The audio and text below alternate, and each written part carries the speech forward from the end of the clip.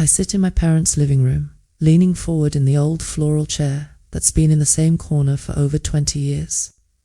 Christmas lights flicker through the frosted windows, bouncing off the glass frames filled with family photos on the mahogany shelves.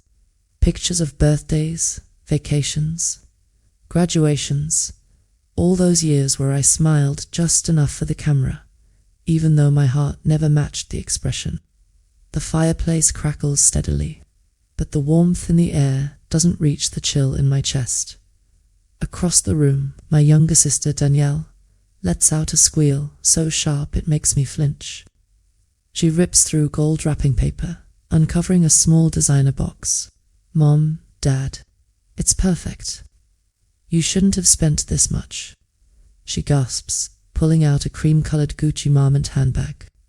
She cradles it like a newborn baby, her manicured nails gliding across the leather. The gold logo sparkles under the twinkling tree lights as she bounces up and down. 26 years old, but acting like she's 16 again. Mum claps her hands together, her smile glowing. "Only the best for our baby girl," she says proudly. Dad gives a small nod, satisfied, and adds, "You deserve it, sweetheart." Then the room goes still. It's my turn.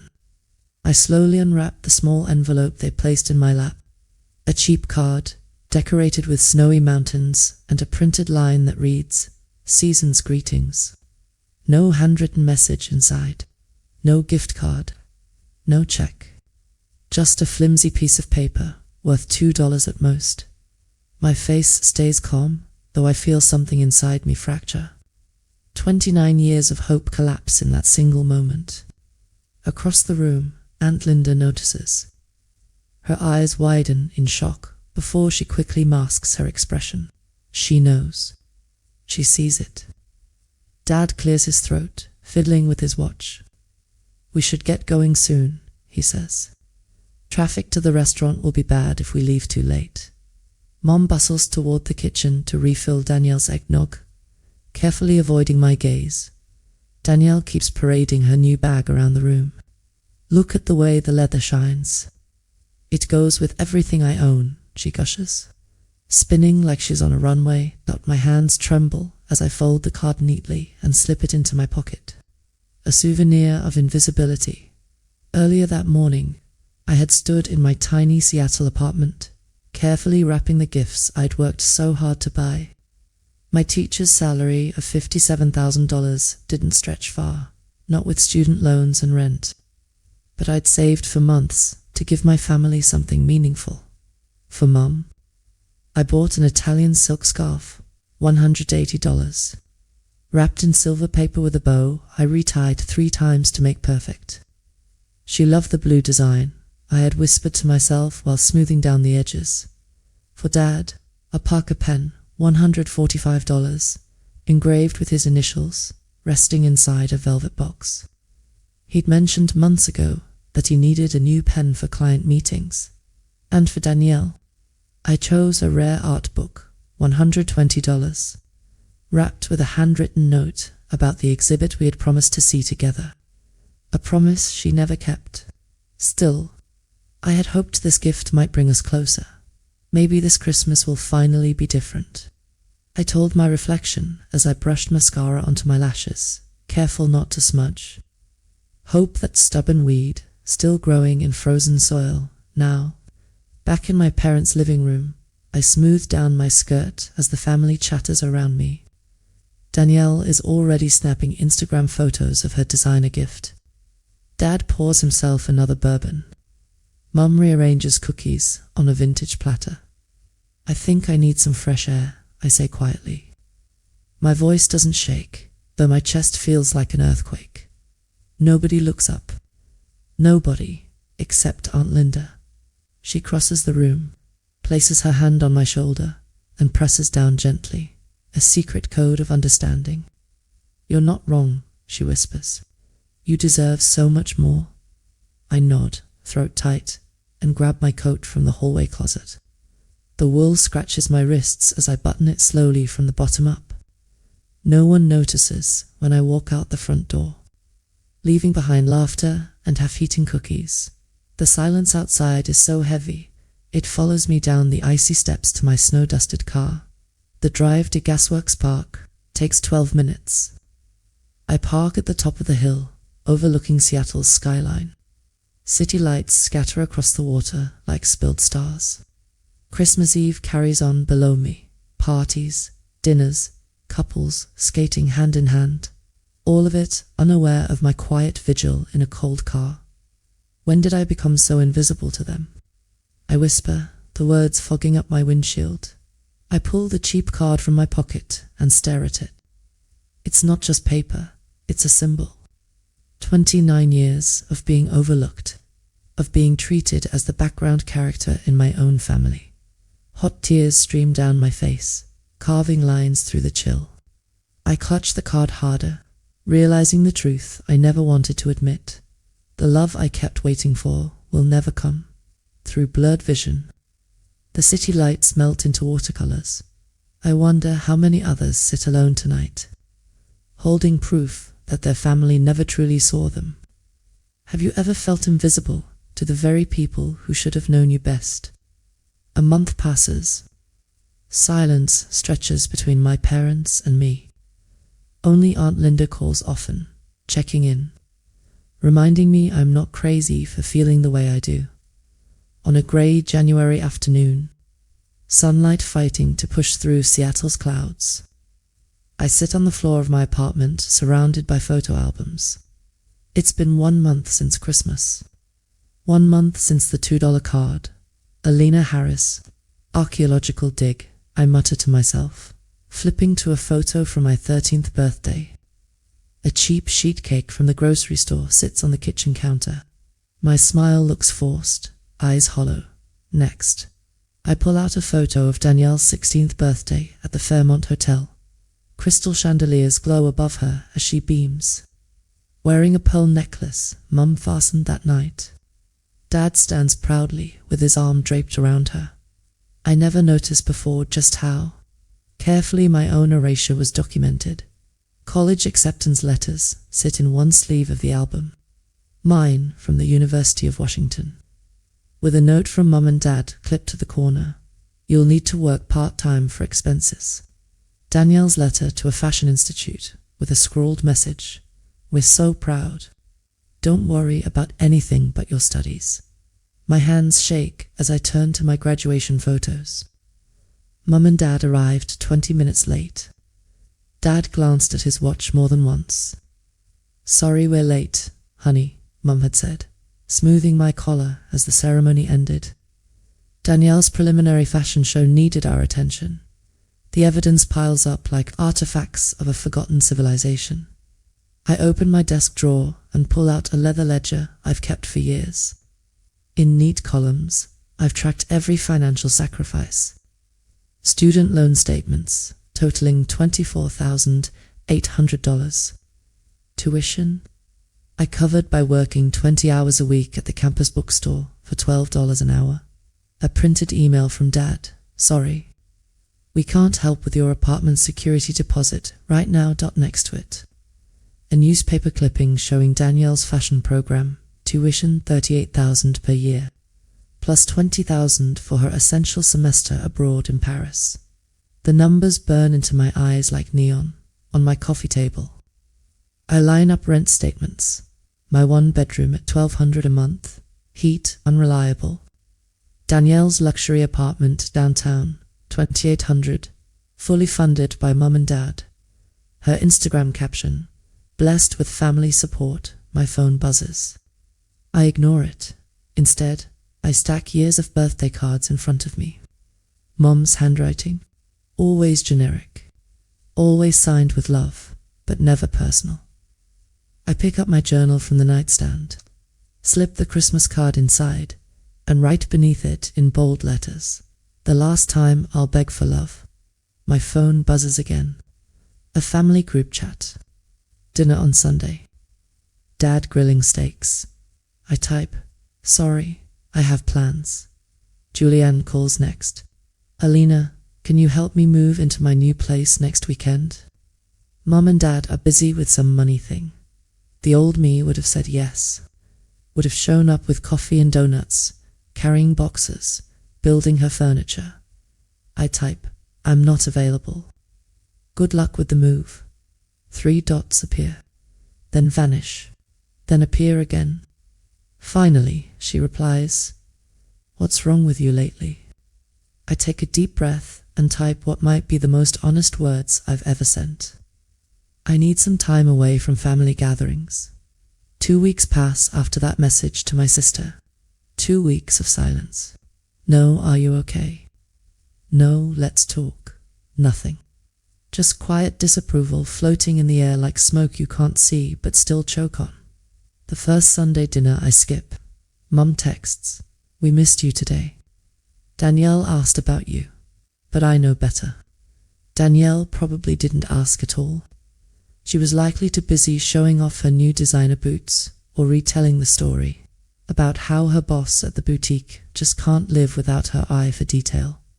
The second Sunday I skip. Dad calls. His voice is firm, clipped. Alina, this family has traditions. You don't just opt out of them. I'm not opting out, Dad. I'm setting boundaries. He laughs, sharp and humorless.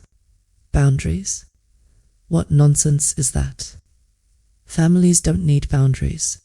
They need loyalty. There it is. The old family code. Loyalty above everything. Loyalty above honesty. Above fairness. I take a deep breath. Dad, I'm tired of being treated like I don't matter. A long silence. Then, you're being dramatic. Don't let your sister's blessings turn into bitterness. It doesn't look good on you. Blessings? That's the word he uses. Not favoritism. Not inequality. Blessings I hang up before my voice breaks. That night, I sit at my small kitchen table, laptop open, coffee growing cold beside me. I scroll through Danielle's Instagram page. She's posted 15 new photos this week, all taken in her freshly furnished apartment. Sunlight pouring through the floor-to-ceiling windows. One caption reads, couldn't have done this without my incredible parents. Forever grateful. Another, family love is the greatest gift. I nearly dropped my coffee mug. Family love. I slam the laptop shut, my hands shaking. It's not just the unfairness anymore. It's the performance. The way she wraps our family's dysfunction in a bow and presents it as perfection, for the world to applaud, and my parents let her.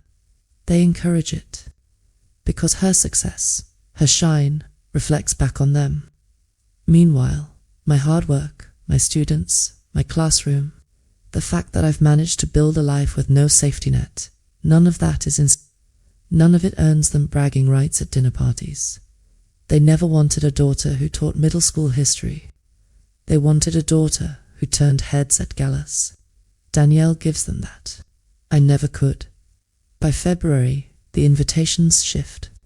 Instead of family dinners, it's birthdays, baby showers for cousins, and Easter planning. Each group text feels like a test, as though my absence is being tallied somewhere. One Friday night, I come home exhausted from grading 60 essays on the American Revolution. My phone buzzes. It's Mum. Don't forget Easter brunch. Danielle wants to wear her new dress, and we're doing family pictures after. You'll be there, right? I stare at the screen. My chest feels heavy. I imagine the brunch. Danielle twirling in her dress, Mum cooing, Dad bragging. Me shoved to the edge of the frame like an afterthought. I type, no, I won't be there. Please don't schedule me into photos I didn't agree to. Her reply comes within minutes.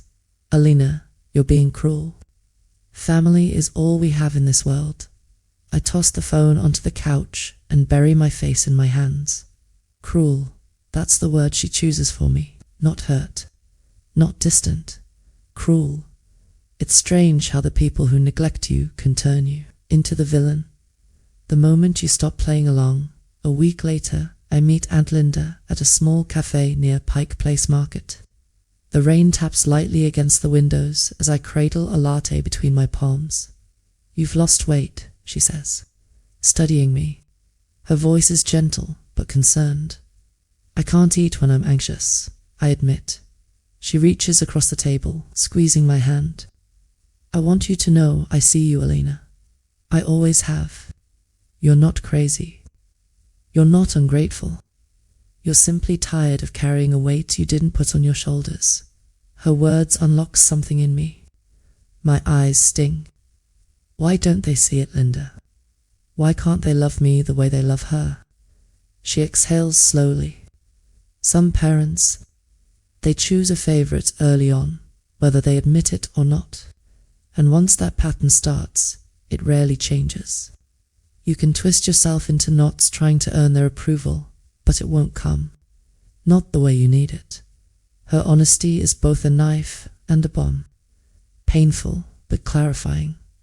I whisper, then what am I supposed to do? Build your own family, she says simply. Blood doesn't guarantee love. You'll find your people, friends, mentors, maybe one day children of your own. People who see you for who you are, not who they wish you were. Her words lodge deep in my chest. Build your own family. For the first time in weeks, I exhale without my chest tightening. But letting go is harder than it sounds. One rainy Thursday evening in March, Danielle shows up at my apartment, unannounced. I open the door to find her standing there, wearing a trench coat, her Gucci bag swinging from her shoulder. Alina, can we talk? She asks. Biting her lip, part of me wants to slam the door. Another part of me aches for connection, even if it's fragile. I step aside, letting her in. She surveys my small living room, the thrift store couch, the stack of graded papers on the coffee table. Her nose wrinkles slightly, though she tries to hide it. I don't understand why you're so mad at us, she begins, perching on the edge of the couch. Mom and Dad love you. They really do. I sit across from her, folding my arms. Do they? Danielle, they gave you a luxury apartment and me a $2 Christmas card. They paid for your tuition, your Paris trip, your furniture. Meanwhile, I worked 2 jobs just to stay afloat. How is that love? Her face flushes. That's not fair. They helped me because I needed it for my career. I laugh bitterly. And I didn't need help. I nearly drowned under student loans while teaching full-time. But that didn't matter because my career wasn't glamorous enough for them.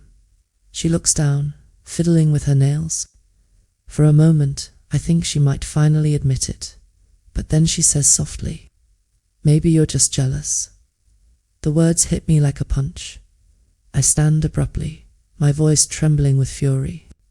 Jealous? You think this is about jealousy? Danielle, I wanted parents who supported me the way they supported you. That's not jealousy. That's basic human longing. Don't you dare reduce my pain to envy. She blinks rapidly, her eyes shining. I didn't mean get out, I say firmly, pointing to the door. She hesitates, then grabs her bag and rushes out. The door slams behind her, and I collapse onto the couch, sobs tearing out of me. For the first time in my life, I realize I may never have the sister relationship I once dreamed of. Spring arrives, but the tension lingers like fog that won't lift. My parents continue hosting dinners, posting family pictures without me. Danielle thrives in her curated world, her followers climbing by the thousands. One night in April, I receive an email from Mum, Alina. We're worried about you. Your absence is causing strain on the family. Please don't let bitterness ruin everything. I stare at the words. Bitterness. That's the label they choose for me. I reply with one line. I'm not bitter. I'm healing. Then I close my laptop, crawl into bed, and let the quiet surround me. By May, something inside me shifts. I start spending more time with colleagues after school, grabbing dinner, laughing over shared frustrations about lesson plans. I join a hiking group on weekends, climbing trails I'd never attempted before. The air in the Cascades feels cleaner, freer, like I can finally breathe. For the first time in years, I'm building connections not tied to obligation. People who invite me because they enjoy my presence, not because my last name matches theirs.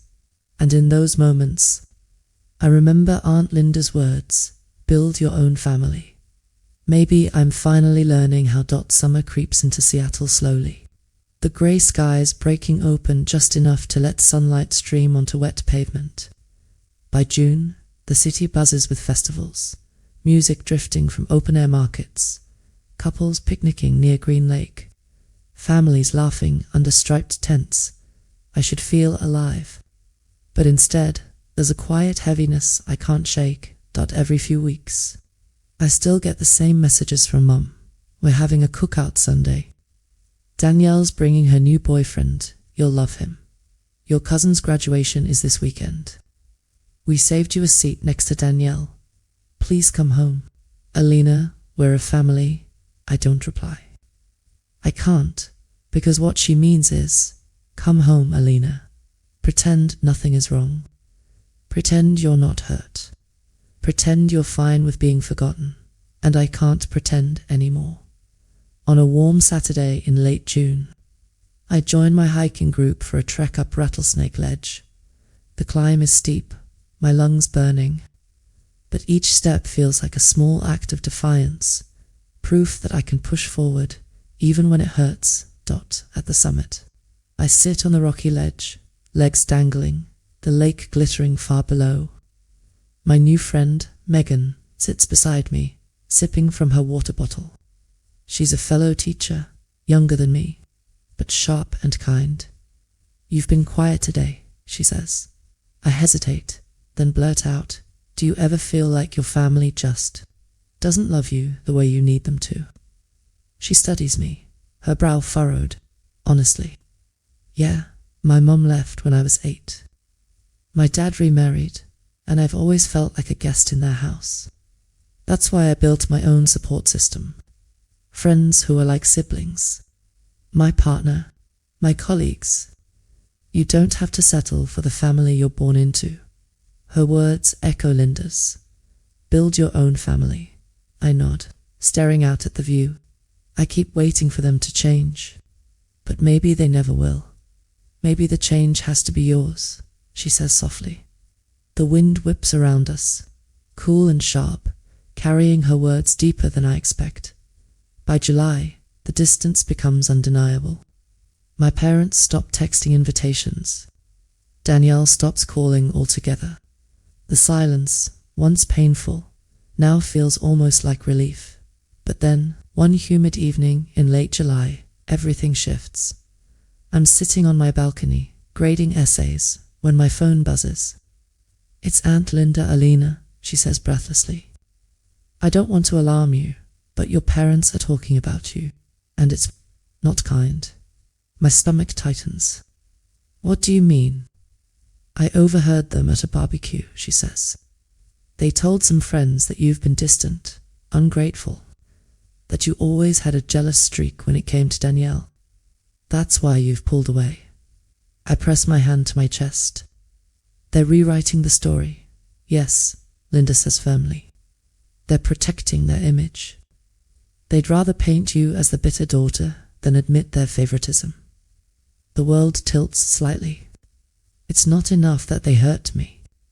Now they're turning me into the villain. After we hang up, I pace my apartment, my heart pounding.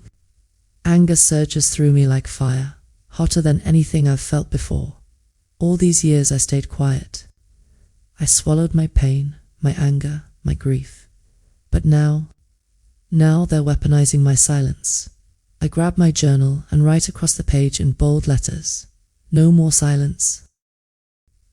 A week later, Danielle shows up at my apartment again. She looks flawless as always, her hair sleek, her heels clicking against the hallway floor. Alina, please, she says as I open the door. We need to talk. I cross my arms. About what? How I'm the jealous sister. How I'm ungrateful. Her eyes widen. You heard about that? So it's true. My voice cracks with rage. They're out there telling people I'm the problem. after everything. She shifts uncomfortably. Look, Mom and Dad didn't mean stop defending them. I snap. Danielle, you get everything. The money, the support, the attention, and still, somehow, they spin it so I'm the ungrateful one. Do you know how cruel that is? She flinches, her hands twisting the strap of her bag. I didn't ask for all of it, Alina. It's not my fault they gave me more. I let out a bitter laugh. Maybe not. But you never questioned it, did you? You never once stood up for me. Not once. Tears well in her eyes. For a moment, I almost see regret. Almost. But then she whispers, maybe you're just too sensitive. The words slice through me like glass. Get out, I say again, my voice flat. Don't come back. She hesitates, then turns and leaves, the door slamming shut behind her. This time, I don't cry.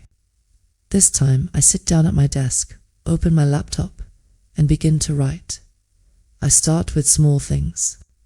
Notes in my journal, emails saved in drafts, memories catalogued like evidence in a courtroom.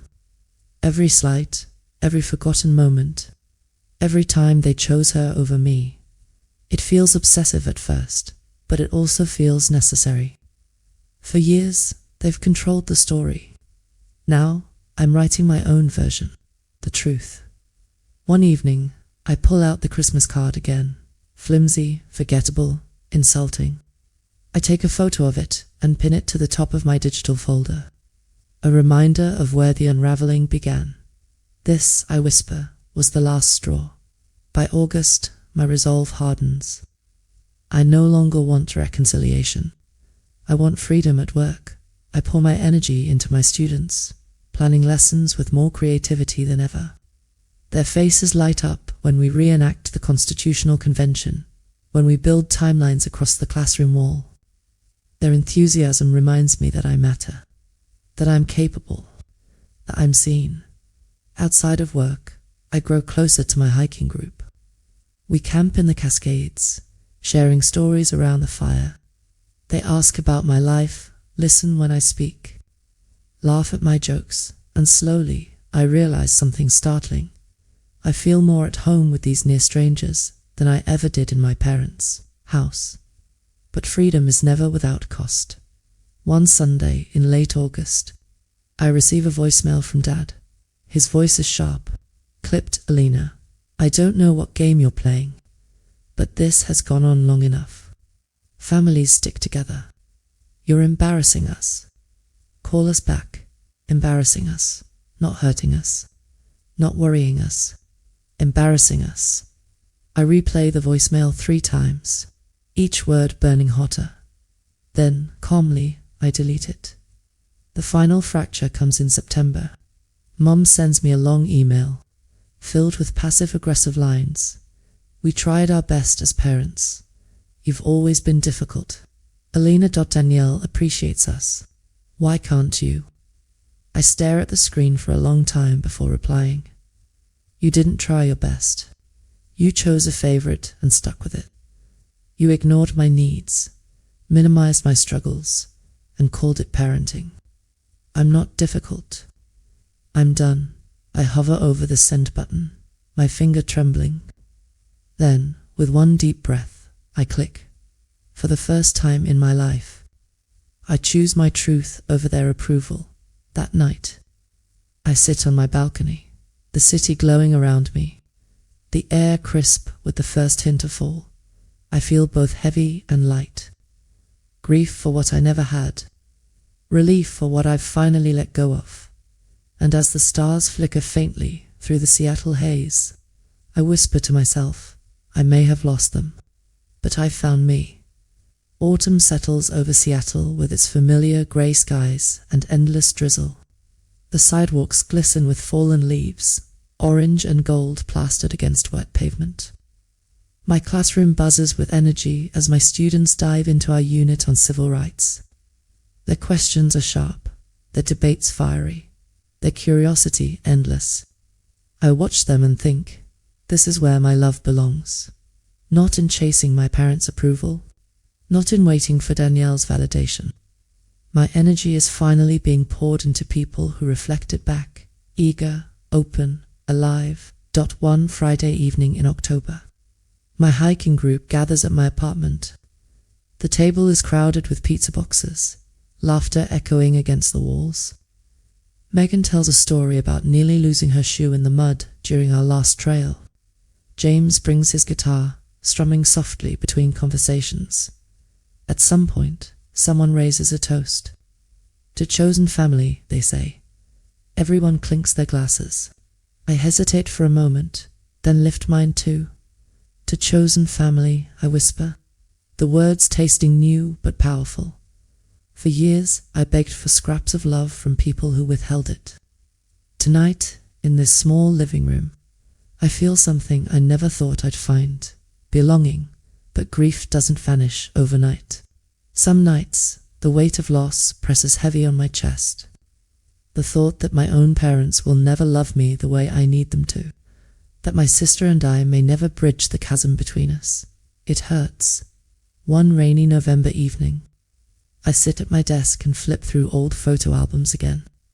I pause on a picture of Danielle and me as children, both of us in matching dresses Mom insisted on. We're holding hands, smiling awkwardly at the camera. For a moment, I ache for that little girl version of us. Before favoritism hardened into a wall. Before love felt conditional. But then I close the album, because longing won't change the past.